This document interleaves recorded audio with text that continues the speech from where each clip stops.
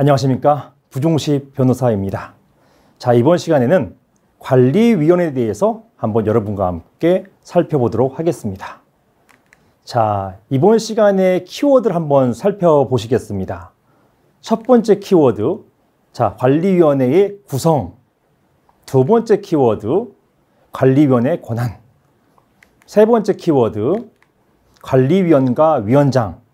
이 세 가지입니다.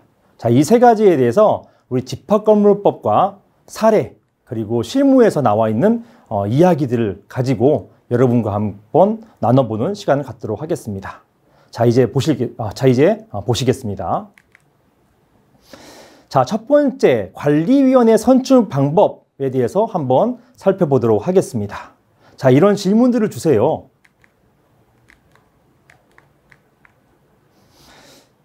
관리위원은 관리단 집회에서 선출되어야 하나요? 자, 이런 질문들을 주십니다. 관리위원은 과연 집회에서만 선출되어야 하는 것인가요? 자, 여기에 대해서 원칙적으로는 집회에서 선출되는 것이 맞습니다. 하지만 예외적으로는요, 이런 전체 집회가 아니라 선거구별로 보통은 층별 대표를 하잖아요. 이렇게 층별 대표로 해서 선출도 가능합니다. 자, 그리고 다만 이렇게 선거구별로 선출하기 위해서는 이렇게 규약의 정함이 필요한 것입니다. 한번 자세히 살펴보시겠습니다. 자, 방금 말씀드린 것처럼 원칙적으로는 관리위원은 이렇게 관리인과 마찬가지로 관리단 집회에서 통상결의에 의해서, 자, 이 통상결의가 뭡니까? 구분소유자 및 의결권 지분이죠. 구분소유자 및 의결권 지분의 각 과반수 이상. 자, 이런 통상결의에 의해서 선출되게 되는 것입니다. 자, 그런데 관리단 집회가 개최되기 어렵다는 이런 점을 고려해서 집합건물법은요, 이렇게 선거구별로, 이게 선거구별, 각 층이면 층별로 이렇게 관리위원을 선출하는 것을 허용하고 있습니다. 다만 이러기 위해서는 이렇게 규약의 정함이 있어야 되는 것입니다.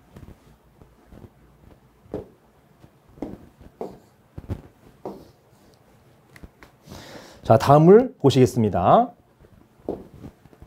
즉, 규약에서 선거구별로 관리위원 선출할 수 있다는 점과 선거구와 선거구별 관리위원 수를 정하고 있어야 이렇게 뭐가요? 규약에서 이렇게 정하고 있어야 무엇을요? 관리위원을 선출할 수 있다라는 점 요구하고 선거구 그리고 선거구별 관리위원 수 이것을 정하고 있을 때 이때만 예외적으로 통상 집회가 아니라 선거구별로 관리위원을 선출할 수 있다. 이렇게 규정하고 있는 것입니다. 이때 규약에서 선거구와 선거구별 관리위원 수를 정할 때에는 자, 이렇게 이거 중요해요. 구분 소유자 수와 그 다음에 의결권, 이게 지분이잖아요. 지분의 비율을 합리적이고 그리고 공평하게 고려해야 된다라는 것입니다. 그래서 이렇게 집합건물이 있는데 3층까지가 상가예요. 상가. 그 나머지 7층이 이게 3층이 상가고 7층이 오피스텔이에요. 이렇게 층별, 선거구별로 관리인을 뽑으려고 할 때 이게 비율상으로도 3대 7 아닙니까? 비율상으로 3대 7인데 관리위원을 상가 7명, 오피스텔 3명 이렇게 하면요. 이 경우에는 이 비율이 합리적이지도 않고 공평하지도 않다. 이렇게 보아야 한다는 것입니다. 그래서 이렇게 하면 안 된다는 것이에요. 자, 다음은 관리위원회 자격에 대해서 한번 살펴보도록 하겠습니다. 자, 질문 한번 보겠습니다. 법인이 구분소유자인 경우에, 자, 법인이 구분소유자예요. 이 법인의 대표자가 관리위원으로 출마할 수 있는지 여부 이런 질문들 너무너무 많이 주세요. 이 법인은 예를 들어서 주식회사 아닙니까? 주식회사가 소유자잖아요. 그러니까 주식회사가 관리위원이 되는 것인지 아니면 이 법인의 대표자, 이 개인이잖아요. 사람이 관리위원으로 출마해야 하는 것인지 자, 이런 질문들을 주시는 것입니다. 이게 상식적으로는 관리위원 하니까 마치 사람이 관리위원 되는 것처럼 생각하시는 것 때문에 이런 문제가 나오는 거예요. 법인은 일단 인격체이긴 하지만 사람 개인은 아니잖아요. 이렇게 개인도 아닌 회사가 관리위원이 될 수 있어? 이런 질문을 하시기 때문에 대표자가 관리위원으로 출마하자, 대표자가 관리인으로 출마할 수 있다, 이렇게 생각하시는 분들이 많이 계십니다. 자, 원칙적으로는요, 구분 소유자인 법인이 관리위원 자격을 갖습니다. 왜냐? 관리위원은 구분 소유자가 되는 것이기 때문에요. 그리고 구분 소유자는 대표자가 아닙니다. 법인의 대표자가 아니라 법인 그 자체입니다. 따라서 원칙적입니다. 원칙적으로 구분 소유자인 법인이 관리위원 자격을 갖는다. 이게 다음에서 보시겠지만 법무부의 유권 해석입니다. 하지만 해석상으로는 이렇게 법인의 대표자가 관리위원으로 출마할 수 있는 것 아닐까? 이렇게 생각할 수 있어요. 이것도 이름 가능하다고 생각이 됩니다.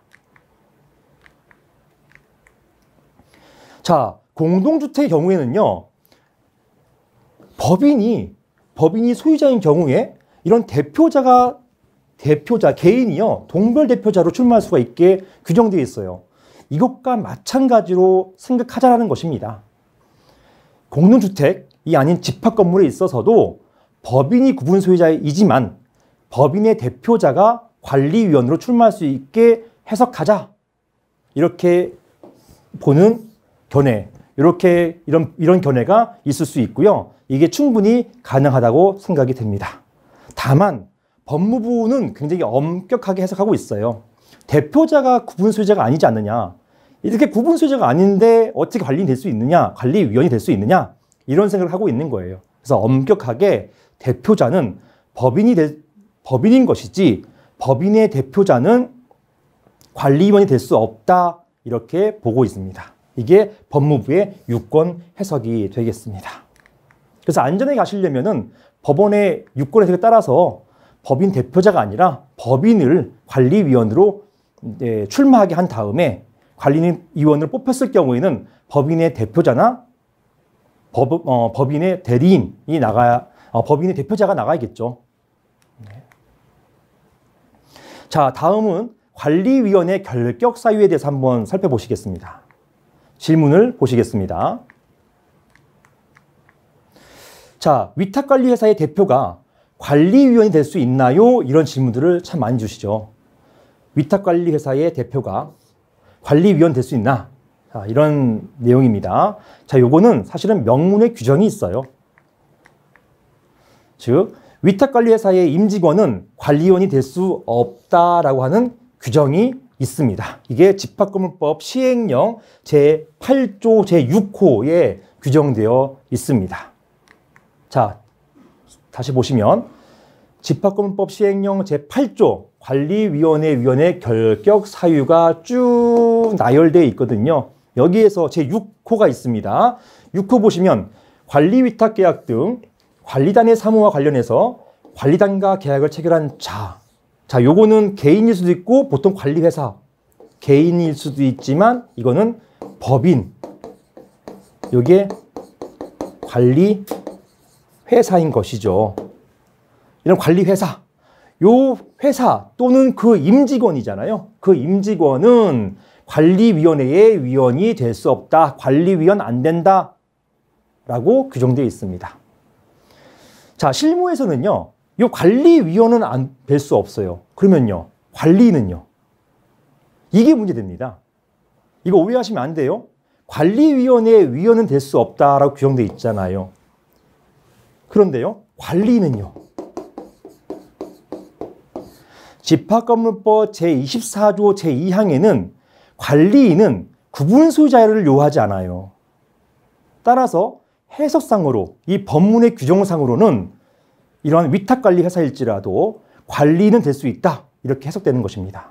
그리고 실무에서는 이런 위탁관리 회사가 관리인 지위까지도, 즉 관리단 회장과 같은 관리인 지위까지도 겸하는 경우가 상당히 많이 있습니다. 자, 이렇게 되어서 관리위원과 관리인과 각각 다르기 때문에 위탁관리회사가 관리위원회 위원은 될 수 없을지언정 관리는 가능하다. 이렇게 보셔야겠습니다. 자, 다음으로 관리위원회의 결의 방법입니다. 질문을 보시겠습니다. 관리위원회의 대리인이잖아요. 대리인이 관리위원회에 참석해서 대신 결의할 수 있는지요? 이런 질문들을 많이 주시고요. 실제로 제가 이제 실무에서 재판하면서 이런 부분이 쟁점화된 경우가 상당히 있었어요. 자, 이것도 법문의 규정이 그대로 있습니다. 원칙적으로는 불가합니다. 자, 규정이 있는데요. 규정은 다음에 보시고요. 질병이나 해외 체류 등 부득이한 사유, 이런 사유가 있는 경우에는 가능하지만 이게 예외적으로 가능한 거예요. 예외적으로 가능하지만 이런 사유, 질병이나 해외 체류 등 부득이한 사유가 없는 경우에는요. 이런 경우에는 불가능하다라는 것입니다. 자, 다음 규정을 보시겠어요? 집합근무법 시행령 제10조입니다. 관리위원회의 의결 방법이라고 되어 있고요. 제2항의 명문으로 관리위원회 위원은 질병이나 해외 치료 등 부득이한 사유가 있는 경우 이외에는 대신해서 대리인을 통해서 또는 서면으로 의결권을 대신 행사할 수 없다라고 규정되어 있는 것입니다. 원칙적으로 안 된다는 얘기예요. 예외적으로는요, 질병이나 해외 치료 등 부득이한 사유가 있어야 된다는 것입니다. 자, 그 이유가 있어요. 그 이유가 뭘까요? 관리위원은요, 구분 소유자들의 대표자입니다. 따라서 구분 소유자들로부터 관리에 관해서 위임을 받은 사람이고요.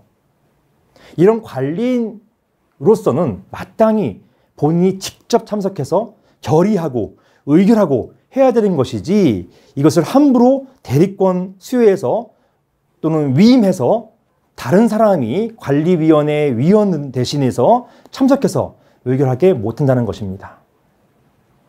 원칙적으로 위임받은 사람은요, 스스로 그 위임받은 일을 처리해야 되는 것이기 때문에 임의로 또는 특별한 부득이한 사유가 없이 다른 사람에게 다시 일을 대리해서 또는 위임을 줘가지고 맡기면 안 된다는 것입니다. 자, 이런 규정이 상법상의 이사회에서도 명문 규정으로 돼 있어요. 이사회에도 원칙적으로 대리 안 됩니다. 이사 본인이 참석해야 되는 것입니다.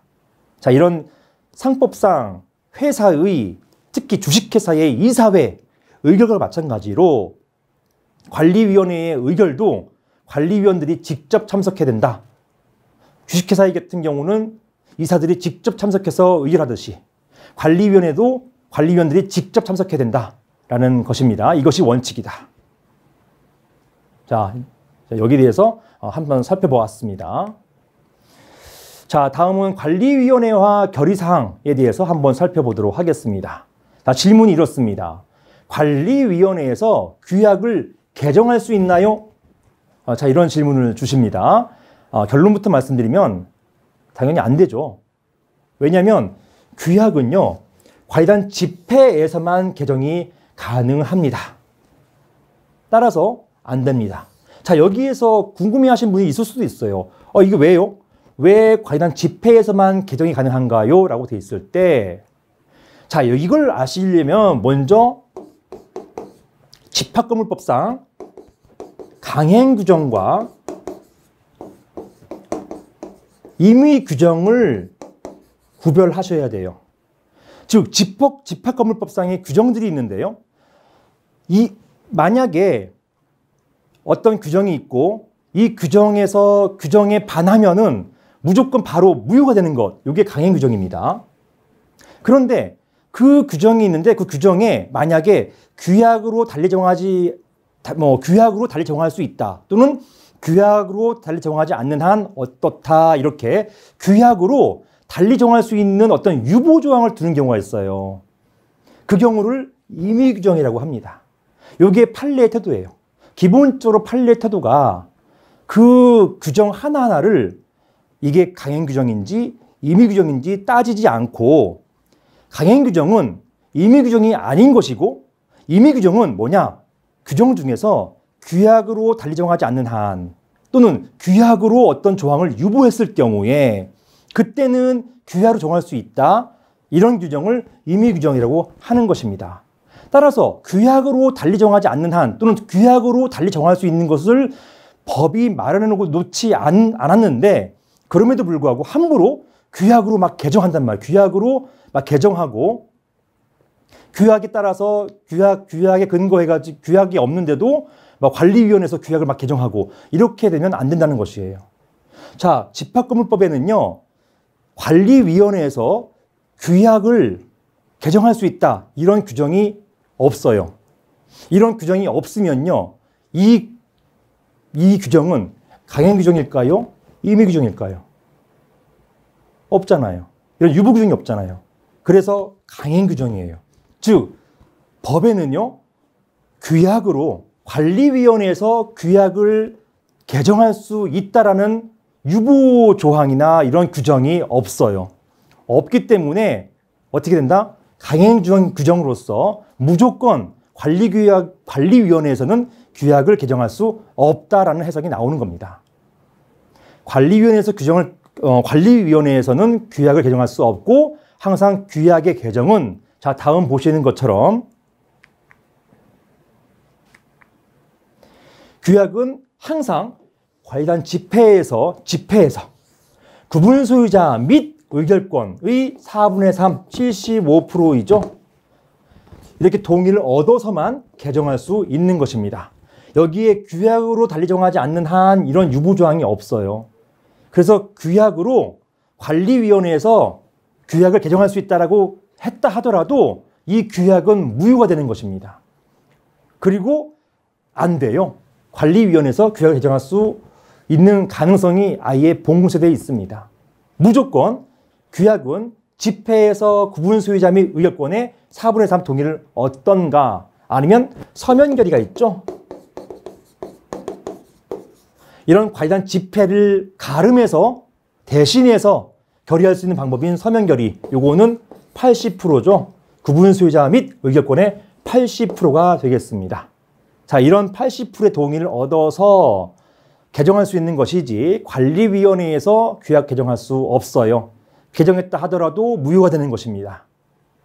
이러한 정족수는 규약으로도 바꿀 수가 없습니다. 왜냐하면 법에서 규약으로 달리 정하지 않는 한 또는 규약의 유보조항이 없기 때문이에요. 결론적으로 정족수는 규약으로 바꿀 수 없다. 관리단 집회가 아닌 관리위원회 결의로는 규약을 변경할 수 없다. 이 결론입니다. 만약에 관리단 집회 개최가 어렵다는 이유만으로 관리위원회에서 규약을 개정했다 이 경우에는요. 그 개정은 무조건 무효가 되는 것입니다. 자, 그 다음 관리위원회의 결의사항에 대해서 한번 살펴보도록 하겠습니다. 자, 이런 질문이 있습니다. 관리단 집회가 계속 무산된 경우에 관리위원회 결의로 관리단의 결의를 가름할 수 있나요? 이게 대신입니다. 대신할 수 있나요? 이런 질문들 너무 많이 주시죠. 이게 관리단 집회가 계속 무산되는 이유가 뭘까요? 여기 한번 이 집합 건물이 준공, 입주 끝나면 구분 수자님들은 관심이 이제 없어요. 관심도가 떨어져요. 그러다 보니까 관리단 집회에 모이세요라고 한다 하더라도 이 성원조차 어려울 경우가 많습니다. 모이질 않으세요. 구분 소유자 과반수, 지분의 과반수가 모여야 하지만 성원이라도 될 수 있는 거 아닙니까? 그게 안 된단 말이에요. 그렇기 때문에 계속 무산된단 말입니다. 자, 이렇게 무산되는 경우에 관리위원회의 결의로 이렇게 관리단 결의를 가름할 수 있느냐, 관리단 결의 자체를 가름할 수 있느냐. 자, 이렇게 요거는요. 공동주택에서의 입주자 대표 회의하고 집합건물에서의 관리위원회하고 구별하셔야 돼요. 공동주택에서의 입대회의 같은 경우는 이거는 실질적으로 관리 주체가 됩니다. 이 자체 내에서 결의하잖아요. 그런데요, 관리위원회는 이것은 관리인을, 즉 관리단 대표를 감독하는 그런 역할만 할 뿐이지 어떤 결의를 대신할 수가 없어요. 그럼 대신하는 기구가 아닙니다. 이게 큰 차이가 있는 것입니다. 그래서 오해하시면 안 돼요. 관리위원회는 독자적인 결의로 관리단 결의를 가름할 수가 없어요. 예외적으로 법이 가름할 수 있다라고 규정해 놓으면 따르면 되는 것이죠. 법이 예외적으로 인정하고 있는 경우가 딱 두 가지가 있습니다. 집합건물법은요, 보시는 것처럼 원칙적으로는 불가하지만 법으로 관리인의 선임, 그 다음에 관리위원회 위원회 선임, 이런 경우에만, 이 두 가지 경우에만 관리위원회의 결의로 관리단 집회의 결의를 가름할 수 있다, 이렇게 규정해 놓고 있는 것입니다. 결론적으로 원칙적으로 불가, 예외적으로 두 가지 경우 관리인의 선임이나 관리위원회 위원 선임의 경우에만 관리위원회 결의로 관리단 집회의 결의를 대신할 수 있다, 이렇게 규정해 놓고 있는 것입니다. 그래서 이런 규정이, 이런 규약, 이런 어떤 규약의 규정이 있으면 관리인이나 관리인 선임하는 게 되게 어렵잖아요. 관리인 선임할 때도 관리단 집회 결의가 아니라 관리위원회의 결의로서 관리인을 뽑고 또는 해임하고 등등 할 수 있게 되는 것입니다. 이것만으로도 굉장히 큰 힘을 갖게 되는 것이죠. 아무튼 관리위원회의 결의사항은 예외적인 경우를 제외하고 관리단 집회의 결의를 가름할 수 없다, 이렇게 알고 계셔야겠습니다. 자, 관리단 집회 개최하려 하더라도 참석 인원이 부족한 경우가 많다. 왜냐? 관심도가 떨어지기 때문에, 이렇게 무산되는 경우가 많기 때문에, 많기 때문에 어떠한 관리단 일을 하려고 할 때 관리위원회의 결의로서 관리단 집회의 결의를 가름하고자 하지만 안 된다는 것이에요.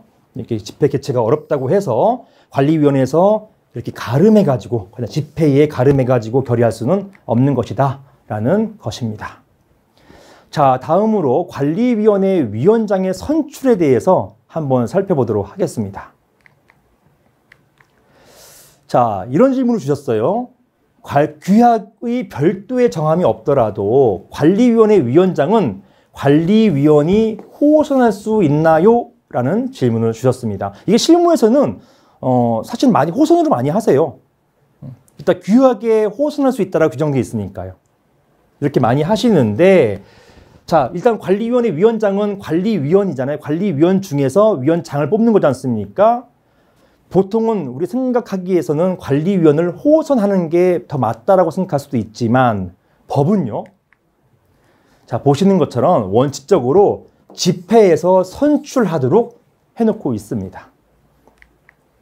다만 예외적으로 규약으로, 이렇게 규약이 있어야 돼요. 규약으로 관리위원의 호선으로 관리위원장을 뽑을 수 있다라고 되어 있다면, 그 경우는 예외적으로 관리위원회 위원장을 관리위원이 호선을 뽑을 수 있는 것입니다.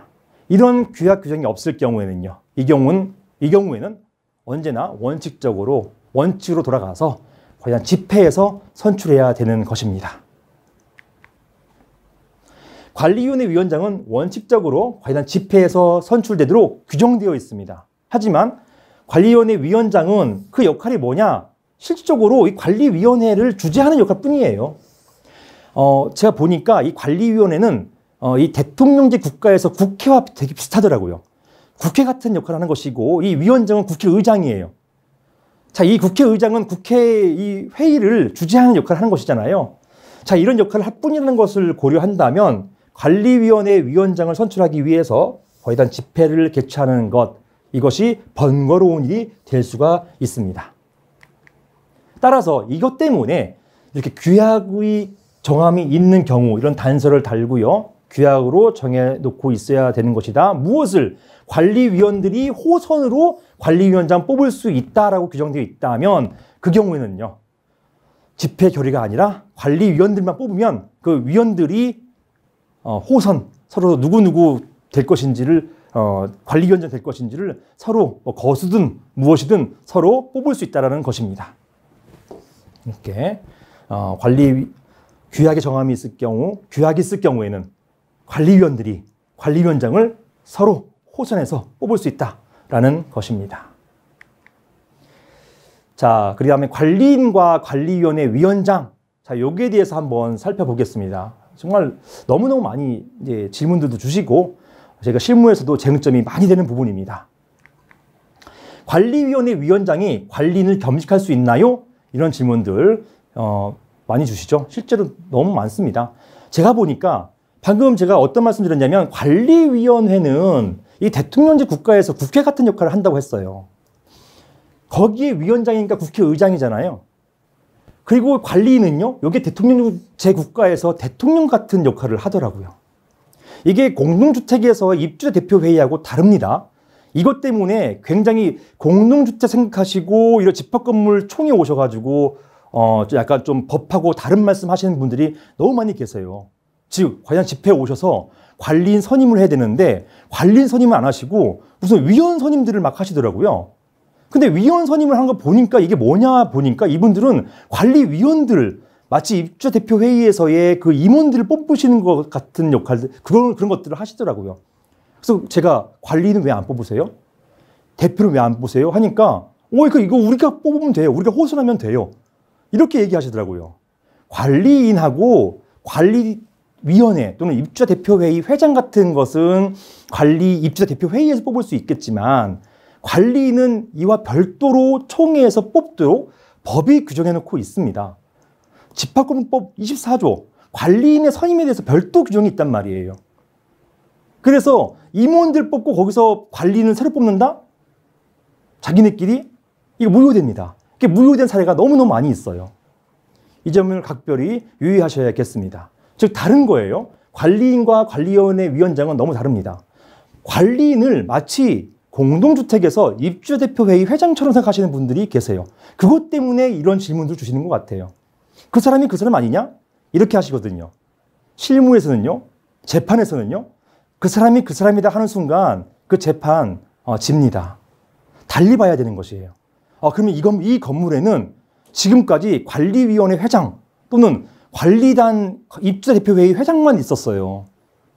그러면 다시 여기 이 건물의 대표인 관리인이 있느냐? 이걸 다시 따지게 됩니다. 한 15년간 제가 했던 사건이지만 15년 동안 입주자 대표회의 회장이라는 분이 관리인 역할을 해오셨던 것입니다. 결론적으로 어떻게 됐을까요? 법원은요, 이 건물은 관리인이 없다 이렇게 선언을 하고요. 새롭게 뽑힌 관리인이 유효하다. 종전에 했었던 일들은 다 무효다. 이런 판결을 내렸던 것입니다. 하여튼 구별되는 것입니다. 자, 돌아와서 관리위원회 위원장이 관리인을 겸직할 수 있는 것인가요? 여기에 대해서는요, 아까 말씀드린 것처럼 관리인은 대통령제 국가에서 대통령이고 관리위원회 위원장은 국회의장 아니에요. 이거 겸직할 수 있느냐에 대해서 원칙적으로는 겸직할 수 없다. 이런 게 가능하겠죠. 이건 제가 드린 이런 아까 말씀드린 거에 따르면요. 그런데 지금까지는요, 여기에 대한 명문 규정이 없었어요. 없다 보니까 겸직할 수 있다, 없다 이런 해석이 분분했습니다. 이게 분분하다 보니까 법이 개정됐습니다. 2020년 2월 4일 날 집합건물법 개정했어요. 이 개정안이기 때문에 2021년 2월 5일부터 시행됩니다. 이 개정안은요, 명문으로 관리인은 관리위원회 위원이 될 수 없다라고 해놓고 있습니다. 규정하고 있습니다. 원칙적으로. 이게 이제 종전에 판례가 이런 쪽으로 나왔었던 것이에요. 그래서 결국 관리위원회 위원장도 관리인을 겸직할 수 없는 것이 원칙이다. 이것을 법이 선언하고요. 예외가 있습니다. 규약으로 겸직할 수 있도록 정해놓으면 그 경우에는 가능하다. 이렇게 보는 것입니다. 이게 종전의 판례의 일관된 태도였었어요. 자, 이 개정법입니다. 이제 2021년 2월 5일부터 시행돼요. 관리위원회의 구성 및 운영이라고 해서 집합건물법 26조의 4 제2항에는요. 관리인은 규약에 달리 정한 바가 없으면 이라고, 이게 바로 유보조항이잖아요. 유보조항 이렇게 해서 규약으로 달리 정할 수 있다. 어떻게 겸직 가능하도록 달리 정할 수 있다라고 되어 있고, 이런 유보조항이 없으면은 원칙적으로 관리위원회 위원이 될 수 없다라고 해놓기 때문에 관리위원회 위원장은 관리위원회 위원이잖아요. 따라서 뭐가 돼요? 관리위원회 위원인, 관리위원회 위원장은 어떻게 해요? 원칙적으로 관리인이 겸직될 수 없다가 나오는 것입니다. 예외적으로 규약에 달리 정한 바가 있으면 그때는 겸직 가능하다라는 것입니다. 자, 관리인과 관리위원. 이것은 방금 전에 관리인과 관리위원회 위원장의 논의하고 대동소이합니다. 똑같은 얘기예요. 자, 보시는 것처럼 관리위원은 관리인 될 수 없네요. 이게 똑같은 말이죠. 관리위원이 관리인 될 수 없나요? 또는 관리위원이 관리인을 겸직할 수 있나요? 없나요? 이 문제잖아요. 이거 방금 전에 드렸던 말씀으로 저도 역시 가름하겠습니다. 자, 보시는 것처럼 2020년 2월 4일 날 집법권법 개정안에 따르면은 원칙적으로 아까 어떻게 돼 있어요? 규약으로 달리 정하지 않는 한 관리인은 관리위원이 될 수 없다, 겸직할 수 없다라고 명문으로 규정되어 있습니다. 제 그 규정을 다시 한번 보시면서 이 강의를 마무리하겠습니다. 자, 집합금법 다시 봅니다. 에 따르면 다시 관리인은 어떻게 관리위원회 위원이 될 수 없다라는 것이죠. 이렇게 관리규약에 달리 정한 바가 없으면. 자, 이것입니다. 따라서 결론적으로 관리인과 관리인은 원칙적으로 관리위원이 될 수 없는 것이 돼 규약으로 달리 정하면 같이 겸직할 수 있다. 이렇게 보시겠습니다. 자, 이번 시간에는 이렇게 보시는 것처럼 관리위원회에 대해서 한번 학습하셨습니다. 여러분께서 장시간 들어주셔서 고맙습니다. 수고하셨습니다. 고맙습니다.